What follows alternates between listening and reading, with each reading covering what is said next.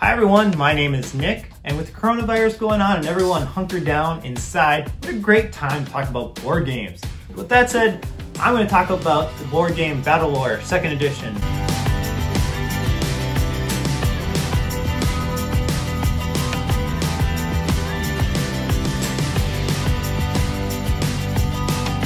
Published by Fantasy Flight Games in 2013 and designed by Richard Borg.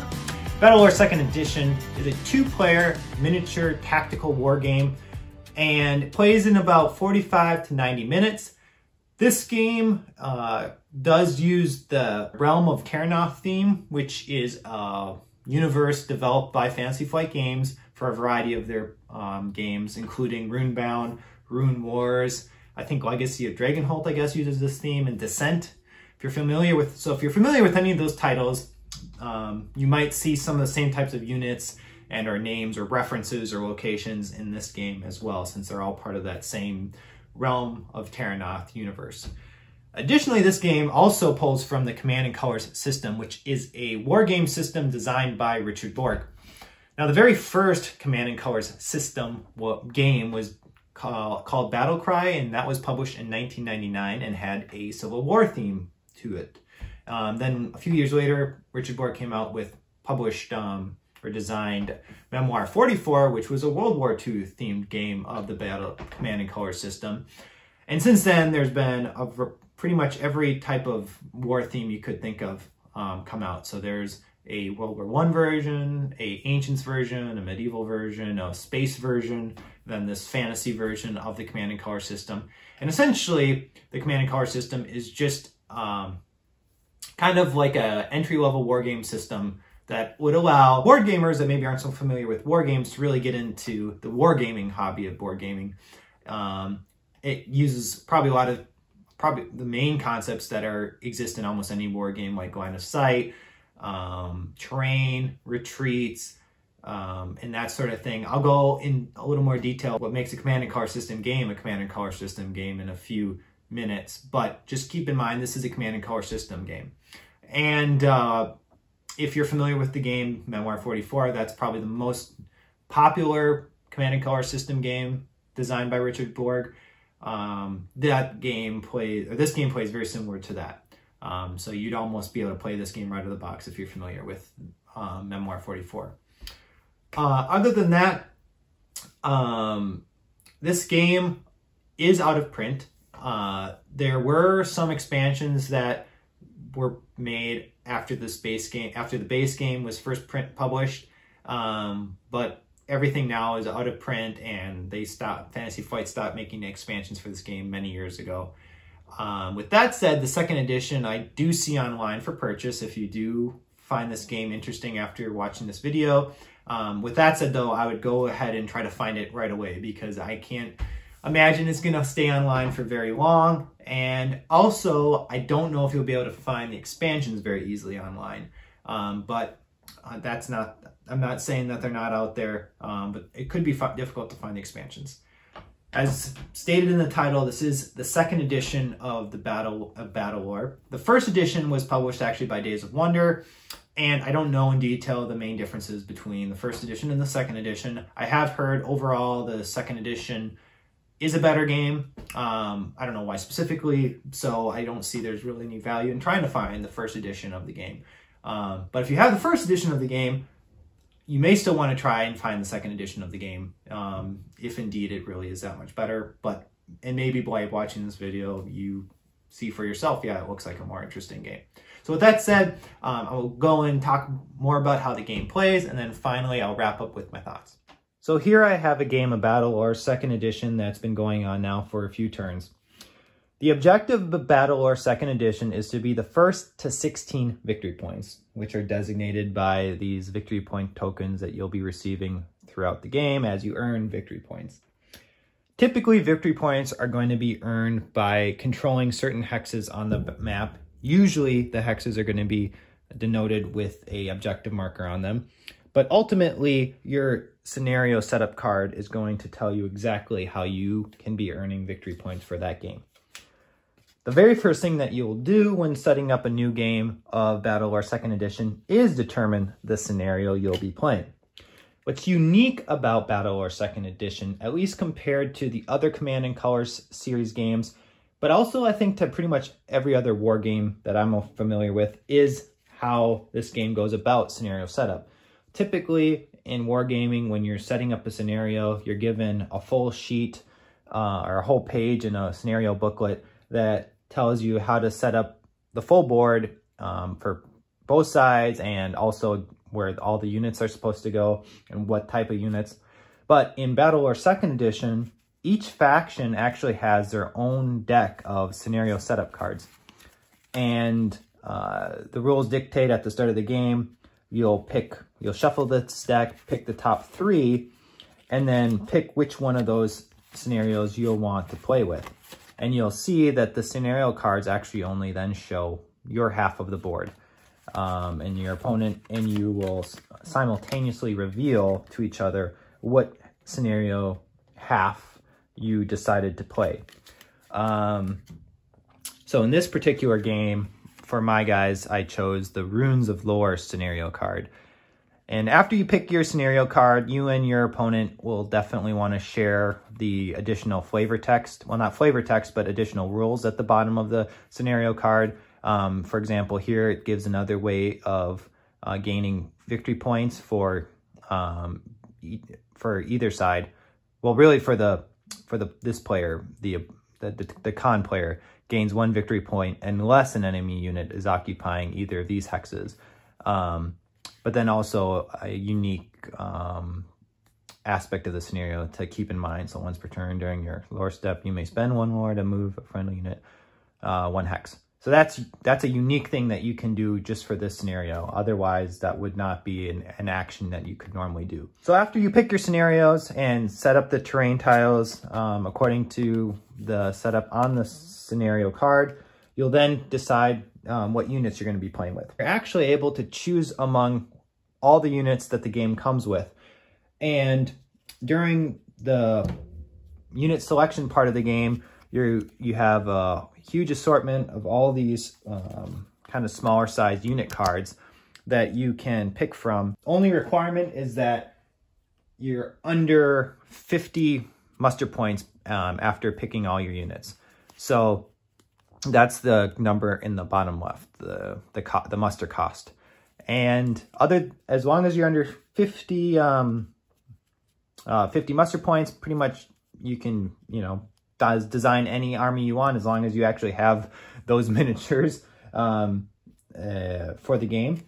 And I will say that in this game, I do have some of the expansion content included, so keep that in mind. After you and your opponent have decided what unit cards you're going to use, you then place them face down onto the areas of the scenario card that are your color. So to kind of give you an idea of what that looks like, I'll place these down. I have no idea what the cost is for those units, but just to show you that I'm, just following the scenario card of where I'm allowed to place my units. Now, you won't necessarily need to fill up all of your hexes to get up to 50 points. Like on average, let's say each unit costs about 5 muster points. That's only 10 hexes then of units, and this is obviously more than 10 hexes. So the game also comes with what they call decoy cards, which are simply there to fill in the gaps for places that you don't have units to place. But it also adds then a strategic element, because I could place all of my actual units in the middle flank, but then put all my decoy cards on this left flank here, and you and your opponent are revealing these cards at the same time. So your opponent will have no idea where your actual units are going to be. And that, of course, as you can imagine, will have a direct impact on how the game plays out. So the setup of Battlelore 2nd Edition is probably more time consuming than the other Command & Colors games, but also I would say is a big part of the game and adds a lot of unique replayability to the game. After then, like you've placed your cards down, you would flip them and then generate the actual figures on that card. Once each side has their half of the board set up. You would start play. The initiative of the game is actually determined by the scenario cards as well. The bottom left of all the scenario cards has a letter and number, and the letter first in the alphabet gets initiative, and then if there's a tie there, you look at the number, and then the higher number goes first. In any Command and Colors game, you'll draw from a command deck, and the number of cards you draw sometimes will vary from Command Colors game to Command Colors game. In Battlelore 2nd Edition, you're specifically told to draw 4 cards from this command card deck. And for example, let's say this is my hand of 4 command color cards or command cards. And the first part of my turn then is picking which of these command cards I want to use.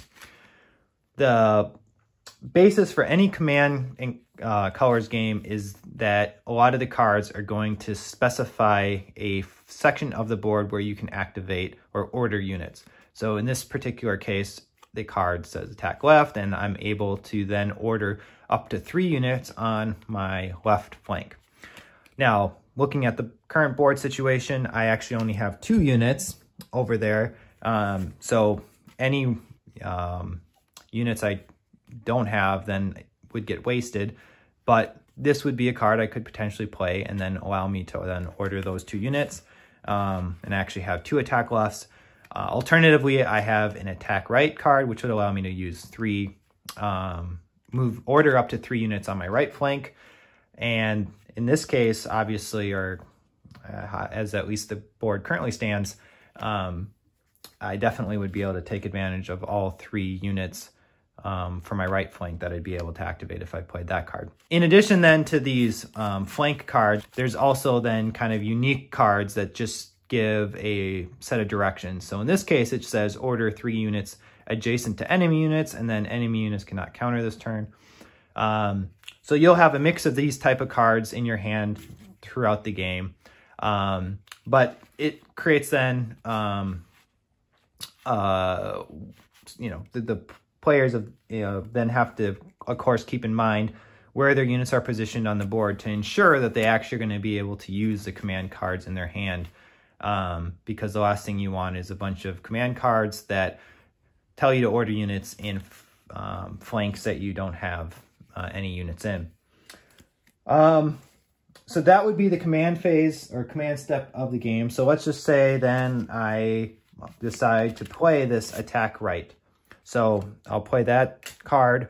Then the very next thing I am supposed to do is the order step, which is basically stating which of the units in my right flank I'm actually going to order with this card. So I have up to 3 units I can order, and this unit is included. So if a unit is in a hex that's in the middle of this line, that actually counts that unit in both the middle and right, or both sides of the board.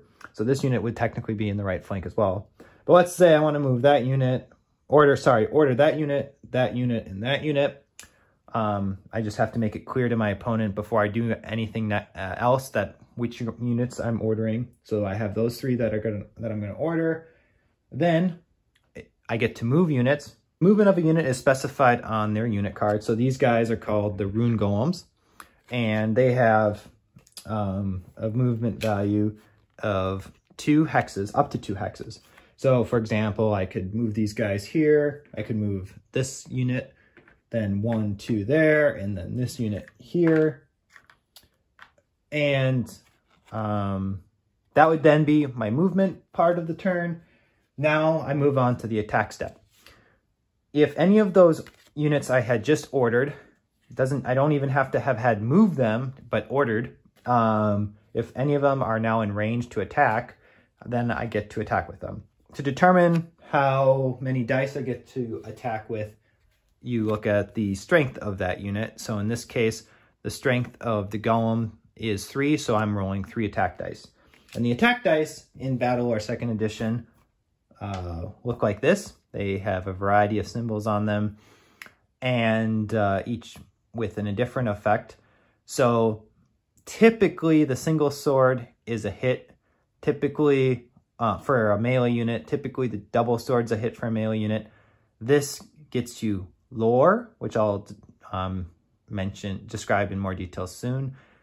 The flag causes the enemy you're attacking to retreat.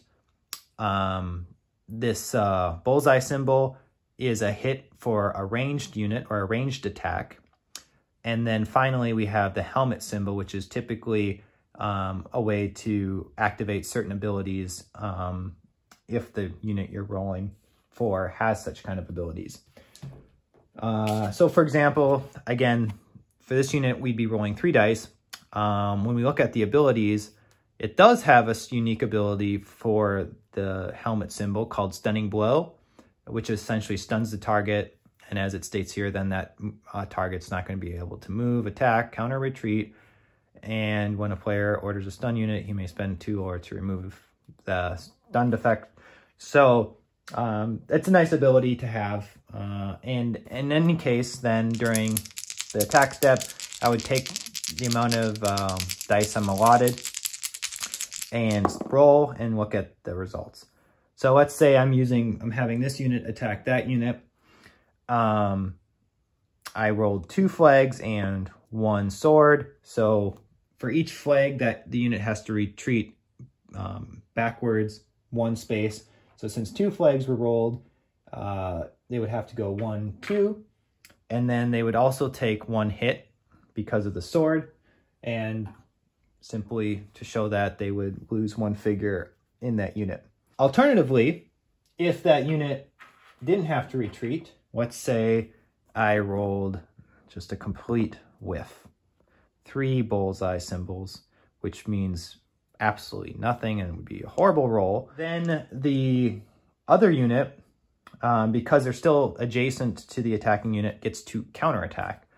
And that just simply means then that the unit that you were just attacking gets to roll and try to hit you back, and they get to roll the number of dice specified on their card. So that's, in short, that's basically how combat works. So I would roll then for that unit. I would do the same for this unit and do the same for that unit. And then my attack step would be over. One thing I want to point out is each Command and Colors game, I think, kind of handles this differently. But in Battlelore 2nd Edition, as I mentioned, for the Golem unit, they show a strength of 3, but they start with 3 units, or 3 figures.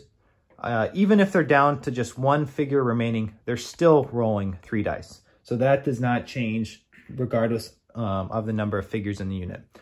When a unit is down to just 1 figure, that is considered a weak unit. And a weak unit typically does not get a hit in melee combat for the single sword symbol. So that's kind of the downside of having a unit with just 1 figure. But something that I wanted to point out for those of you familiar with the Command and Color games and was wondering how that's handled, how reduced unit strength is handled in this game. Now we would move on to the upkeep phase. And the first thing you do in the upkeep phase is a victory point check. So I'd look on the map and see if I'd be earning any victory points. I received 1 victory point for occupying a hex with that objective marker. So that's 1. And then as defined in the scenario setup rules for the Runes of Lore, gain 1 victory point unless an enemy unit occupies either the Crystal Spire hexes outlined in red. So as you can see, there's not an enemy there. There's also not an enemy there. So I would gain that victory point as well. Draw 1 card to replenish my command hand because I originally had 4, played 1, so I'm down to 3. So I draw back up to 4 cards for my command hand. And then there's the lore step. Now, what's also unique about Battlelore 2nd Edition compared to the other Command and Colors games is that this game introduces a concept called lore. And lore is kind of like a currency or resource that allows you to play lore cards. And one way of getting lore is simply by rolling the lore symbol when you're doing a combat roll. For each lore symbol, you gain one lore. Another way of getting lore is during the lore step, and you can simply add 2 lore to your current stash of lore. And what lore does for you is it allows you to play lore cards. So typically in a Command & Colors game, there's just a single deck of command cards, but in Battlelore, there is also a lore deck for each that's unique to each faction. And each of these lore cards offer very unique abilities and consequences that will happen if you play them and pay for their cost, which is in the upper left corner. So for example, for me to play this card, I would need to spend 2 lore. And what it allows me to do then is play after a combat roll is performed against a friendly unit, and then split the dice into 2 groups with any number of dice in each group, and your opponent chooses one group to resolve. The other group is ignored. So this is a pretty nice ability because basically, I'll just give you an example. The opponent rolls their set of dice, let's say they're rolling 3 dice. They say split the dice into 2 groups, and now I get to decide, here my opponent has to decide either between like this group or this group to be the results, or this group or that group die to be the results. But the point of the card is that it's kind of like a reaction ability in this case, and not all are reaction abilities for combat. This one is play during your attack step and before declaring the target of a friendly siege golem, which is this unit. And they're all pretty unique and different and add a lot of flavor to the game. I think that gives you a pretty good overview of how the game plays. And now I'll just move on to my final thoughts. So overall, I really enjoyed playing this game. I think the one reason why I like this game is its approachability. There's not a lot of rules that you need to keep in mind when you're playing the game. Everything is fairly straightforward. You have your command phase where you just simply are playing a card, your order phase where you're simply picking what units you want to move or order, then you move your units as needed, and then you attack with your units. Very simple, and I just could explain the game in 30 seconds. But with that said, there's a lot of depth into the game because all these units have their various abilities and movements and attack strength. You have all these different command cards that you're playing with, and then you have the lore cards that are all different. So, and you're managing your lore resource, and you're trying to figure out what objectives to go for and when you should move units ahead. And then the setup aspect of the game is also very unique because there's definitely a strategy in determining where you want your units to start the game. So for that reason, I really like the combination of having a simple rule set, yet a lot of rich decisions to be made. And that kind of goes for the Command & Color system in general. Obviously, this is just one of many Command & Colors games. And I would say this is probably on the higher end in terms of complexity of the other Command & Colors games. With that said, I don't think it's a complex game by any means. I think relative just to the Command & Color system, it's more complicated than others. But when you compare it to other tactical war games, this is probably on definitely the lower complexity end of the spectrum, and therefore makes it a very good gateway game for someone who wants to get into the wargaming space within the board gaming industry. So with that said, one downside is the setup time. So although in a way the strength is the setup time although the strength is the setup because you're making these picking what scenario you want to play and then recruiting your whole army, which is kind of fun to do. That definitely adds a lot of time to the game. And not only then after, once you're all done making those decisions, then you have to populate the game board with all the playing pieces and units, and that does take time. So I don't know how you even get around that, but it's something that unfortunately is a little bit of a negative in my mind. And would maybe be might be a reason why I wouldn't bring this game to the table, is just because I simply don't want to set it up. Which is hard to say, but that's just the reality of it when you have so many games and you look at one and know that it's going to take 30 minutes to actually start playing. You may choose the game that only takes 5 minutes to set up. So that's one thing that I wish was different about the game, but I just don't know how it could be any different. I also wish there was more fully defined scenarios. So I really appreciate the idea of having half scenario cards for each faction, and then therefore you have all these combinations of scenarios when you're combining all these half scenarios together. But I do kind of miss the classic scenario book, where you then are told exactly what the full map should look like and exactly where all units should go. The expansions actually do introduce single scenarios that set the whole board up for you for the most part. And, you know, I wish there was more of those. And maybe there are some online or fan-made scenarios. I'm sure you could find fan-made scenarios online, but I just wish that was part of the base game. Not a huge concern, not like a huge issue, because again, I just really do appreciate what they're trying to do by having these scenario cards, but it's something that I also would have appreciated if they added, you know, just standard scenarios to the game as well. So with that said, definitely go out and try to find this game if you think it sounded interesting, because like I said, it's probably not going to be online for sale much longer. However, if the theme isn't that interesting, like I definitely am not like a big Realms of Terramath person. I also wouldn't say I'm a big fantasy person.